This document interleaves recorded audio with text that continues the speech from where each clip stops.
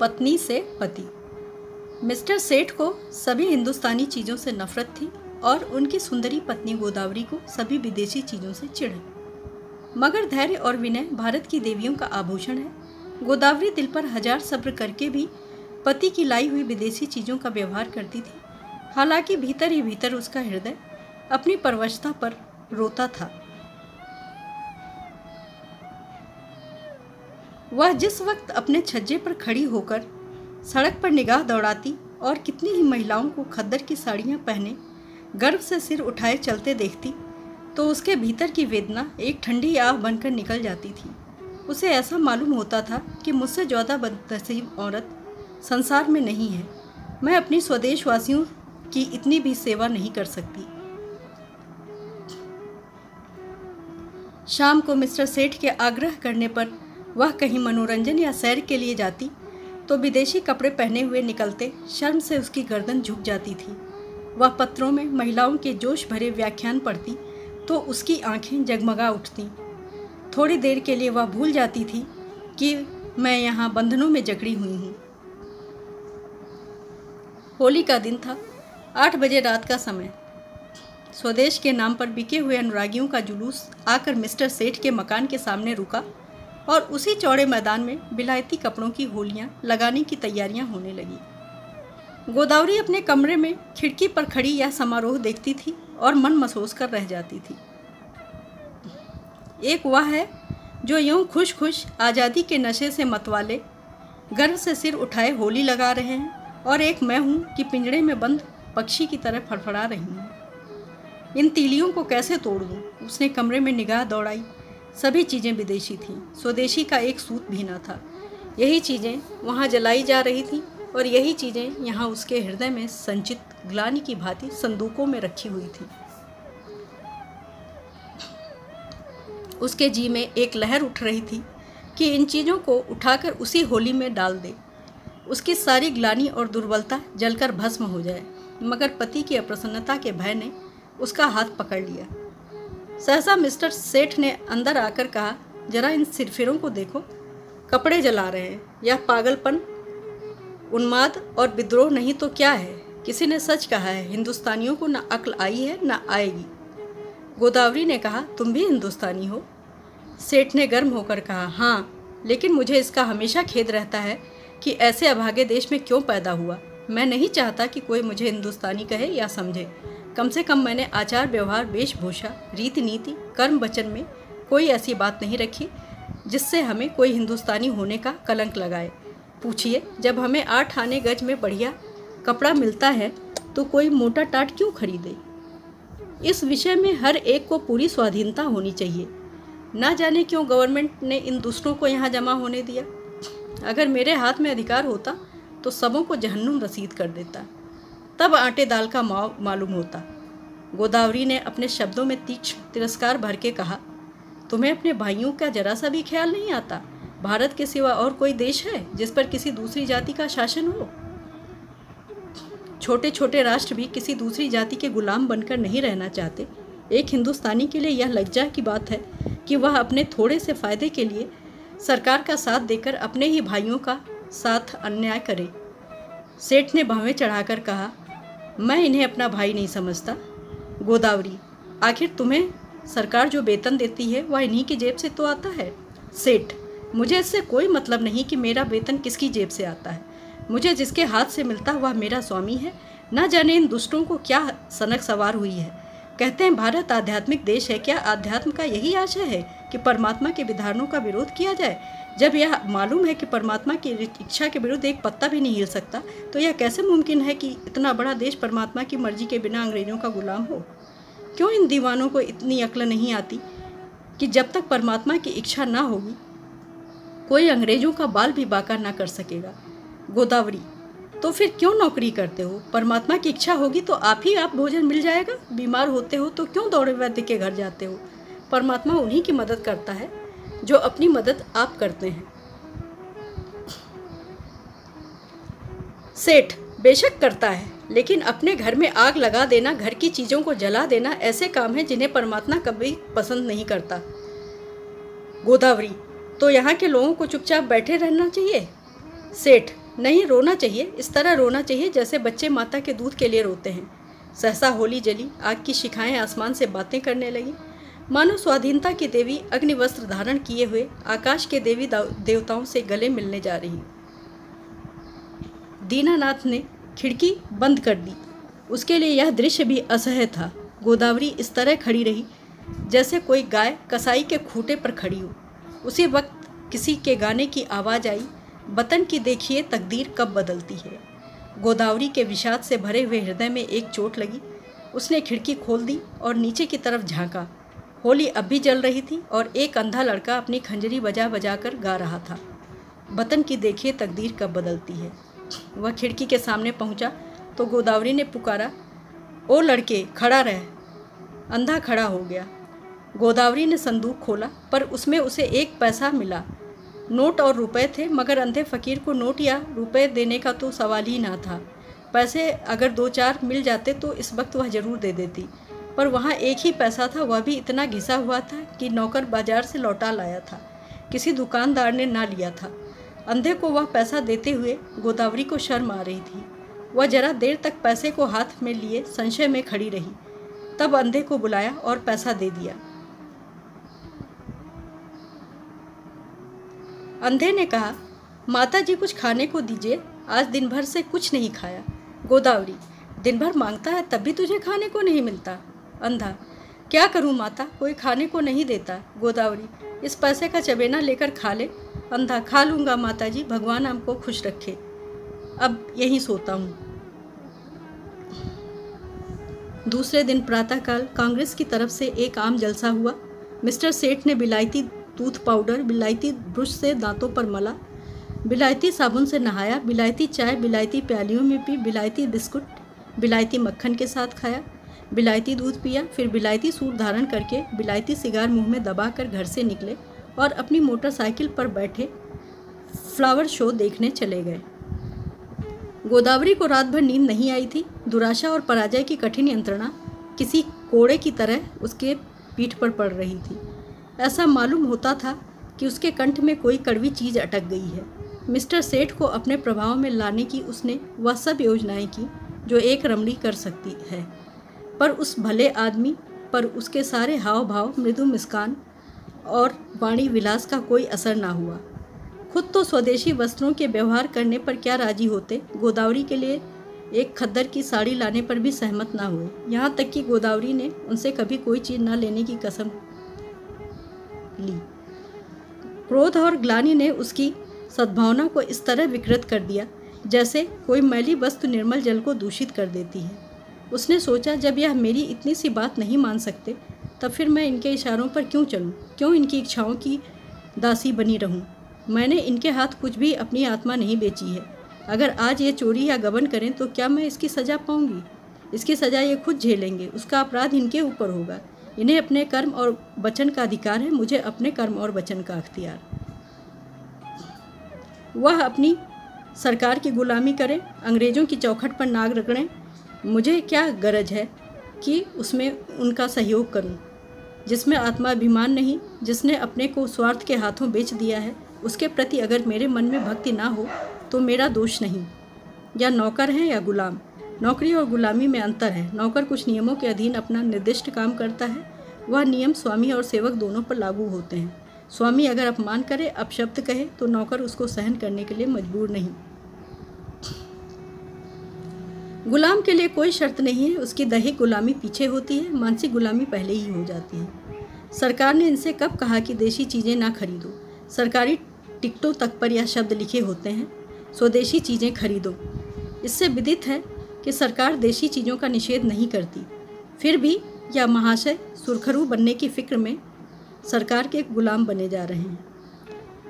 Mister सेठ ने कुछ झेपते हुए कहा, कल फ्लावर शो देखने चलोगी? गोदावरी ने विरक्त मन से कहा, नहीं, बहुत अच्छा तमाशा है, मैं कांग्रेस के जलसे में जा रही हूँ। मिस्टर सेठ के ऊपर यदि छत गिर पड़ी होती या उन्होंने बिजली का तार हाथ से पकड़ लिया होता तो भी वह इतने बदहवास ना होते।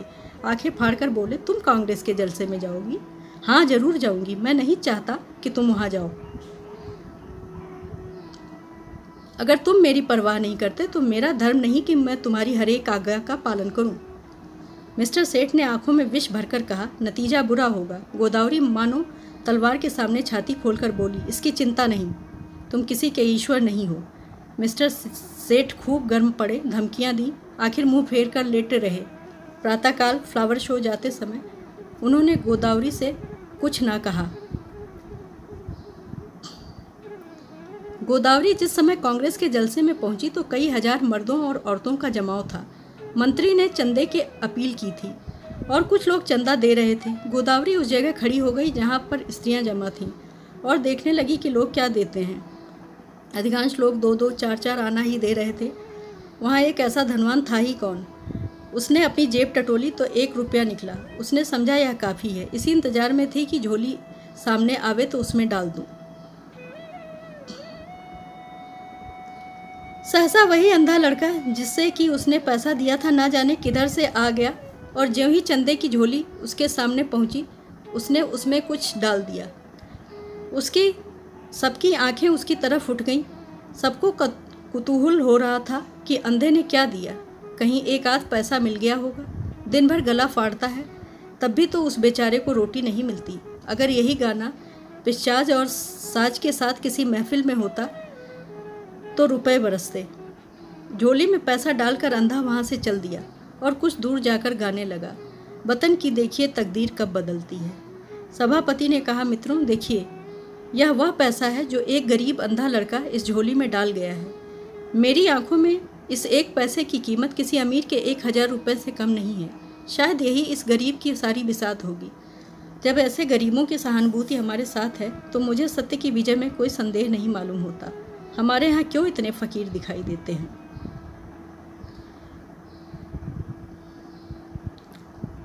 हमारे यहाँ क्यों इतने फ़कीर दिखाई देते हैं? या तो इसलिए कि समाज में इन्हें कोई काम नहीं मिलता, या दरिद्रता से पैदा हुई बीमारियों के कारण यह अब इस योग्य नहीं रह गए हैं कि कुछ काम करें, या भिक्षावृत्ति ने इन्हें कोई सामर्थ्य ही नहीं छोड़ी।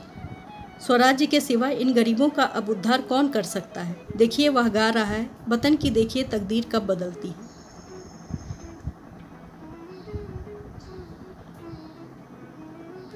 इस पीड़ित हृदय में कितना उत्सर्ग! क्या अब भी कोई संदेह कर सकता है कि यह किसकी आवाज़ है? पैसा ऊपर उठाकर आप में से कौन इस रत्न को खरीद सकता है? गोदावरी के मन में जिज्ञासा हुई, क्या यह वही पैसा तो नहीं है जो रात मैंने उसे दिया था? क्या उसने सचमुच रात को कुछ नहीं खाया? उसने जाकर समीप से पैसे को देखा जो मेज पर रख दिया गया था। उसका हृदय धक से हो गया। यह वही घिसा हुआ पैसा था। सभापति ने कहा, एक बहन इस पैसे के दाम 5 रुपये दे रही हैं। दूसरी आवाज़ आई 10 रुपये, तीसरी आवाज़ आई 20 रुपये। गोदावरी ने इस अंतिम व्यक्ति की ओर देखा। उसके मुख पर आत्माभिमान झलक रहा था, मानो कह रहा हो कि यहाँ कौन है जो मेरी बराबरी कर सके। गोदावरी के मन में स्पर्धा का भाव जाग उठा। चाहे कुछ भी हो, इसके हाथ में यह पैसा ना जाए। समझता है इसने 20 रुपये क्या कह दिए, सारे संसार को मोल ले लिया। गोदावरी ने कहा 40 रुपये। उस पुरुष ने तुरंत कहा 50 रुपये। हजारों आंखें गोदावरी की ओर उठ गईं, मानो कह रही हूँ, अब आप ही हमारी लाज रखिए। गोदावरी ने उस आदमी की ओर देखकर धमकी से मिले हुए स्वर में कहा 100 रुपये। धनी आदमी ने भी तुरंत कहा 120 रुपये। लोगों के चेहरे पर हवाइयाँ उड़ने लगी। समझ गए इसी के हाथ विजय रही। निराश आंखों से गोदावरी की ओर झांकने लगे, मगर ज्यों ही गोदावरी के मुंह से निकला 150 कि चारों तरफ तालियां पड़ने लगीं, मानो किसी दंगल के दर्शक अपने पहलवान की विजय पर मतवाले हो गए हों। उस आदमी ने फिर कहा 250। गोदावरी बोली 200। फिर चारों तरफ से तालियां पड़ीं। प्रतिद्वंदी ने अब मैदान से हट जाने में ही अपनी कुशल समझी। गोदावरी विजय के गर्व पर नम्रता का पर्दा डाले हुए खड़ी रही और हजारों शुभकामनाएं उस पर फूलों की तरह बरसने लगीं। जब लोगों को मालूम हुआ कि यह देवी मिस्टर सेठ की बीबी हैं तो उन्हें ईर्ष्या में आनंद के साथ उस पर दया भी आई। मिस्टर सेठ अभी फ्लावर शो में ही थे कि एक पुलिस के अफसर ने उन्हें यह घातक संवाद सुनाया। मिस्टर सेठ सकते में पड़ गए, मानो सारी देह शून्य पड़ गई हो। फिर दोनों मुट्ठियां बांध ली, दांत पीसे, होंठ चबाए और वहां से चल दिए। घर में कदम रखते ही उन्होंने चिंगारियों भरी आंखों से देखते हुए कहा, क्या तुम मेरे मुंह में कालिक पुतवाना चाहती हो? गोदावरी ने शांत भाव से कहा, कुछ मुंह से भी तो कहो, या गालियाँ ही दिए जाओगे? तुम्हारे मुंह में कालिख लगेगी तो क्या मेरे मुंह में ना लगेगी? तुम्हारी जड़ खुदेगी तो मेरे लिए दूसरा कौन सा सहारा है? मिस्टर सेठ, सारे शहर में तूफान मचा हुआ है, तुमने मेरे रुपए दिए क्यों? गोदावरी ने उसी शांत से भाव से कहा। इसलिए कि मैं उन्हें अपना रुपया समझती हूँ। गोदावरी मिस्टर सेठ दांत किटकिटाकर बोले, हरगिज नहीं, तुम्हें मेरा रुपया खर्च करने का कोई हक नहीं है। गोदावरी, बिल्कुल गलत। तुम्हारे रुपए खर्च करने का जितना अख्तियार तुम्हें है उतना ही मुझको भी है। हाँ, जब तलाक का कानून पास करा लोगे और तलाक दे दोगे तब ना रहेगा। मिस्टर सेठ ने अपना हैट इतने जोर से मेज पर फेंका कि वह लुढ़कता हुआ जमीन पर गिर पड़ा और बोले, मुझे तुम्हारी अक्ल पर अफसोस आता है। जानती हो तुम्हारी इस उद्दंडता का क्या नतीजा होगा? मुझसे जवाब तलब हो जाएगा। बतलाओ, क्या जवाब दूंगा? जब यह जाहिर है कि कांग्रेस सरकार से दुश्मनी कर रही है तो कांग्रेस की मदद करना सरकार के साथ दुश्मनी करना है। अगर तुमने यह नहीं समझा था तो तुम्हारी बुद्धि का भ्रम था। रोज अखबारों में देखती हो, फिर भी मुझसे पूछती हो। एक कांग्रेस का आदमी प्लेटफॉर्म पर बोलने को खड़ा होता है तो 20 सादे कपड़े वाले पुलिस अफसर उसकी रिपोर्ट लेने बैठते हैं। कांग्रेस के सरगनाओं के पीछे कई मुखबिर लगा दिए जाते हैं जिनका काम यही है कि उन पर कड़ी निगाह रखें। चोरों के साथ तो इतनी सख्ती कभी नहीं की जाती, इसलिए हजारों चोरियां और डाके खून रोज होते रहते हैं। किसी को कुछ पता नहीं चलता, ना पुलिस इसकी परवाह करती। मगर पुलिस को जिस मामले में राजनीति की गंध भी आ जाती है, फिर देखो पुलिस की मुस्तैदी। इंस्पेक्टर जनरल से लेकर कांस्टेबल तक एड़ियों तक जोर लगा देते हैं। सरकार को चोरों से भय नहीं है। चोर सरकार पर चोट नहीं करता। कांग्रेस सरकार के अख्तियार पर हमला करती है, इसलिए सरकार भी अपनी रक्षा के लिए अपने अख्तियार से काम लेती है। यह तो प्रकृति का नियम है। मिस्टर सेठ आज दफ्तर चले तो उनके कदम पीछे रह जाते। ना जाने आज वहाँ क्या हाल हो। रोज की तरह दफ्तर में पहुंचकर उन्होंने चपरासियों को डांटा नहीं, क्लर्कों पर रोब नहीं जमाया, चुपके से जाकर कुर्सी पर बैठ गए। ऐसा मालूम होता था कोई तलवार सिर पर लटक रही है। साहब की मोटर की आवाज़ सुनते ही उनके प्राण सूख गए। रोज वह अपने कमरे में बैठे रहते थे। जब साहब आकर बैठ जाते तब आध घंटे के बाद मिसलें लेकर पहुंचते थे। आज वह बरामदे में खड़े थे। साहब उतरे तो झुककर उन्होंने सलाम किया, मगर साहब ने मुंह फेर लिया। लेकिन वह हिम्मत नहीं हारे, आगे बढ़कर पर्दा हटा दिया। साहब कमरे में गए तो सेठ साहब ने पंखा खोल दिया, मगर जान सूख जाती थी कि देखें कब सिर पर तलवार गिरती है। साहब ज्यों ही कुर्सी पर बैठे, सेठ ने लपक कर सिगार केस और दिया सलाई मेज पर रख दी। एकाएक ऐसा मालूम हुआ मानो आसमान फट गया हो। साहब गरज रहे थे, तुम दगाबाज आदमी है। सेठ ने इस तरह साहब की तरफ देखा जैसे उनका मतलब नहीं समझे। साहब, तुम नमक हराम आदमी हो। मिस्टर सेठ के चेहरे पर सुर्खी आई। आप व्यर्थ ही अपनी जबान खराब कर रहे हैं। साहब, तुम शैतान आदमी हो। मिस्टर सेठ की आंखों में सुर्खी आई। आप मेरी बेइज्जती कर रहे हैं। ऐसी बातें सुनने की मुझे आदत नहीं है। साहब, चुप रहो यू ब्लडी। तुमको सरकार 500 रुपये इसलिए नहीं देता कि तुम अपने वाइफ के हाथ से कांग्रेस को चंदा दिलाओ। तुमको इसलिए सरकार रुपए नहीं देता। मिस्टर सेठ को अब अपनी सफाई देने का अवसर मिला। बोले, मैं आपको विश्वास दिलाता हूँ कि मेरी वाइफ ने सरकार सरासर मेरी मर्जी के खिलाफ रुपए दिए हैं। मैं तो उस वक्त फ्लावर शो देखने गया था जहाँ मिस फ्रांक का गुलदस्ता 500 रुपये में लिया। वहाँ से लौटा तो मुझे यह खबर मिली। साहब, ओ तुम हमको बेवकूफ़ बनाता है। यह बात अग्निशिला की भांति जो ही साहब के मस्तिष्क में घुसी, उनके गुस्से का ठिकाना ना रहा। किसी हिंदुस्तानी की इतनी मजाल कि उन्हें बेवकूफ़ बनाए। वह जो हिंदुस्तान के बादशाह हैं, जिनके पास बड़े बड़े तालुकेदार सलाम करने आते हैं, जिनके नौकरों को बड़े बड़े रईस नजराना देते हैं, उन्हीं को कोई बेवकूफ़ बनाए। उसके लिए यह असह्य था। रूल उठाकर दौड़ा। लेकिन मिस्टर सेठ भी मजबूत आदमी थे। यूँ ही वह हर तरह की खुशामत किया करते थे, लेकिन अपना अपमान बर्दाश्त ना कर सके। उन्होंने रूल को तो हाथ पर लिया और एक डग आगे बढ़कर ऐसा घूंसा साहब के मुंह पर रसीद किया कि साहब की आंखों के सामने अंधेरा छा गया। वह इस मुष्ट प्रहार के लिए तैयार ना थे। उन्हें कई बार इसका अनुभव हो चुका था कि नेटिव बहुत शांत, दब्बू और गमखोर होता है। विशेषकर साहबों के सामने तो उसकी जबान तक नहीं खुलती। कुर्सी पर बैठकर नाक का खून पोंछने लगा। फिर मिस्टर सेठ से उलझने की उसकी हिम्मत नहीं पड़ी, मगर दिल में सोच रहा था किससे पंगा ले लिया। मिस्टर सेठ भी अपने कमरे में आकर परिस्थिति पर विचार करने लगे। उन्हें बिल्कुल खेद ना था, बल्कि वह अपने साहस पर प्रसन्न थे। अब दौड़ेगा कमिश्नर के पास, मुझे बर्खास्त कराए बगैर ना छोड़ेगा। यह सब कुछ गोदावरी के कारण हो रहा है।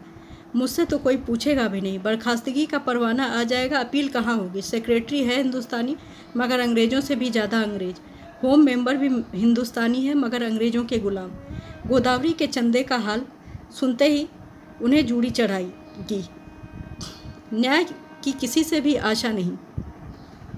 दोपहर को जब मिस्टर सेठ मुंह लटकाए हुए घर पहुंचे तो गोदावरी ने पूछा, आज जल्दी कैसे आ गए? मिस्टर सेठ दहकती हुई आंखों से देखकर बोले, जिस बात पर लगी थी वह हो गई, अब रो सिर पर हाथ रख के।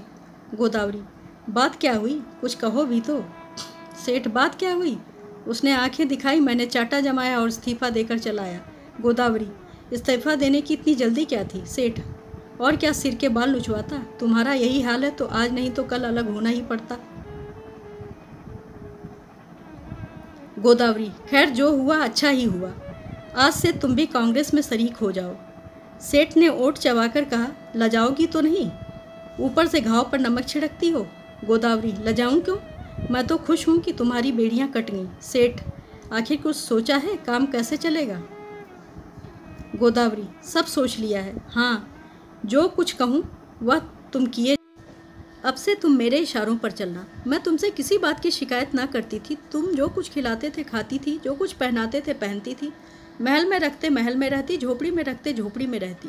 उसी तरह तुम भी रहना। जो काम करने को कहूँ वह करना, फिर देखो कैसे काम नहीं चलता। बड़प्पन सूट बूट और ठाट बाट में नहीं। जिसकी आत्मा पवित्र हो वही ऊंचा है। आज तक तुम मेरे पति थे, आज से मैं तुम्हारा पति हूँ। सेठ जी उसकी ओर स्नेह की आंखों से देखकर हंस पड़े। मुंशी प्रेमचंद। धन्यवाद। कृपया मेरे चैनल को सब्सक्राइब और वीडियो को लाइक, शेयर और कमेंट करना ना भूलें।